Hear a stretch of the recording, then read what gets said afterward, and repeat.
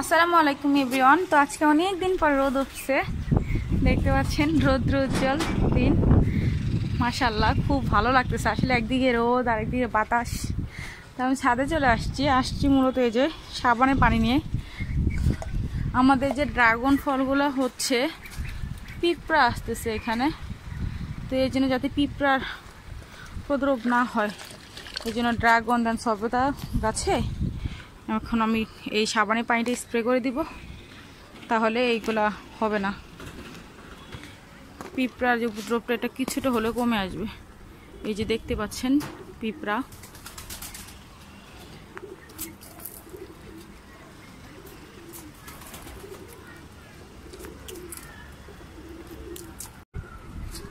মাশাআল্লাহ আমাদের বেশ অনেকগুলো পেয়ারা হচ্ছে।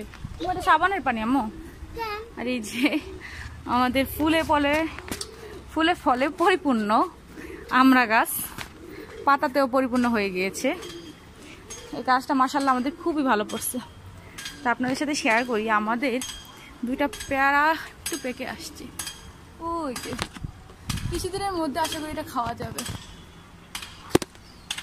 তো চলেন, ড্রাগন গাছে তো দেওয়া হয়ে গিয়েছে, এখন সবেদা গাছে দিয়ে আসি। সবেদা গাছের সবেদাগুলো দেখলাম যে পিঁপড়া আসছে।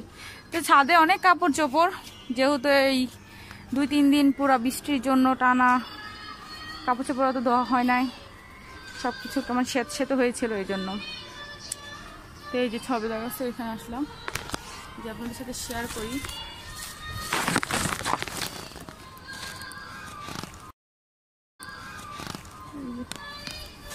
পিঁপড়া যেতটুকু পারি আর কি দেওয়ার ট্রাই করতেছি।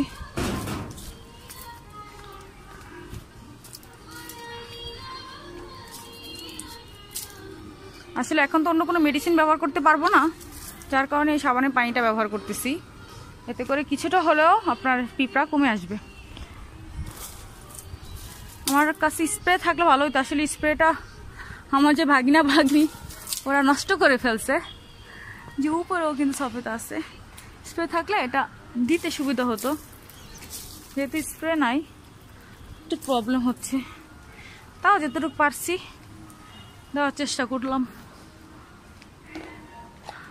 আম্মু এসে পরে আবার দিবে। এই যে মাশাআল্লাহ আমার লাকি ব্যাম্বো গাছটা দেখতে পাচ্ছেন কত বড় হয়েছে। নতুন বাসায় গেলে দেখি একটা নিব হয়তোবা। এখানে 3টা হয়ে গেছে, একটা থেকে 3টা হয়েছে মাশাআল্লাহ। এই যে ছাদ পুরো ভিজে। আসলে যখন আবার শীতকাল আসবে তখন পুরো ছাদ ক্লিন করে আমরা ছাদে রান্না বান্না করবো ইনশাআল্লাহ। দেখতে পান যে আমরা প্রতিবারই করি। তো কতটুকু করতে পারবো এবার অবশ্য ওটা পুরোপুরি যায় না। তুমি চলে যাবে? ওকে। কারণ এই উদ্যোগগুলো মেনলি আমার মেজো বোন নেয়, তো সে খুব শীঘ্রই হয়তো বা চলে যাবে। কোথায় চলে যাবে ওটা তো অবশ্যই আপনাদের সাথে শেয়ার করব। ভালো কিছুই হবে ইনশাল্লাহ। তো আমরা কিন্তু ছাদে প্রতি বছর এই যে এই জায়গাটা এদিক দিয়ে রান্নাবান্না করে, এদিকে আমাদের চুলা আছে। তো এখন যদি বৃষ্টির সময় সব ঢেকে রাখা হয়েছে, আর এই ছাদে সব কাপড় চোপড়। তো চলেন এখন আমরা কিছু হারভেস্ট করি।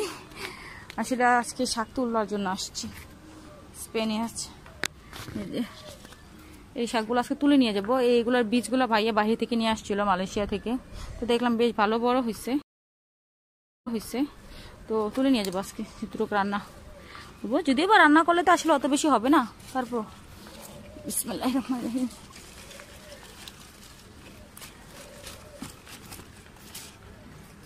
এই যে পোকা খাওয়া শুরু করে দিছে অলরেডি, রাগই নেওয়া দরকার ছিল।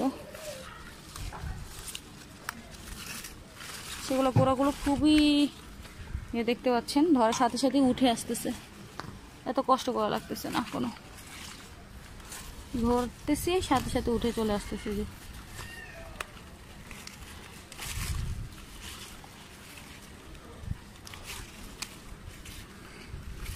অ্যাকচুয়ালি কোনো নিয়ে আসি নাই শাকগুলো নেওয়ার জন্য।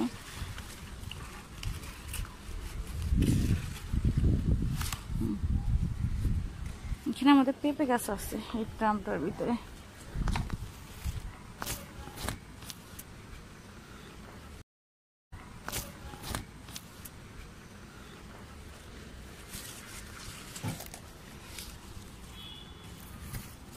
বেশি না, অল্প কিছুই শাক। তারপর ছাদ বাগানের নিজেদের রোপণ করা শাক খাওয়ার মজাই আলাদা। রান্না করলে তো খুবই কম পরিমাণে হয়ে যাবে, সেটা তো আর বলার অপেক্ষা রাখে না।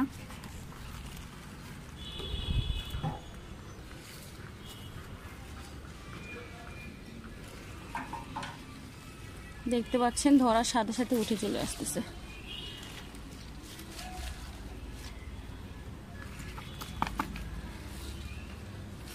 এই হচ্ছে আমাদের শাকের পরিমাণ, এগুলো আজকে রান্না করব।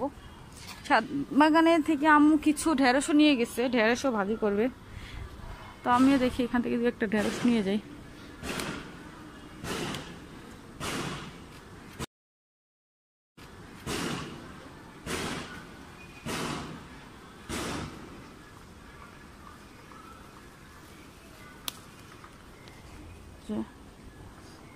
আরও কিছু নিচ্ছে আম্মু, আর আমি এগুলো নিয়ে যাচ্ছি।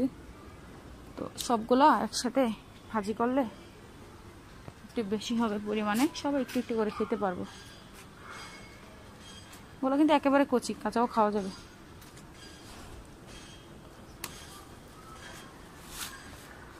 আম্মু বেশ কিছু নিয়েছে।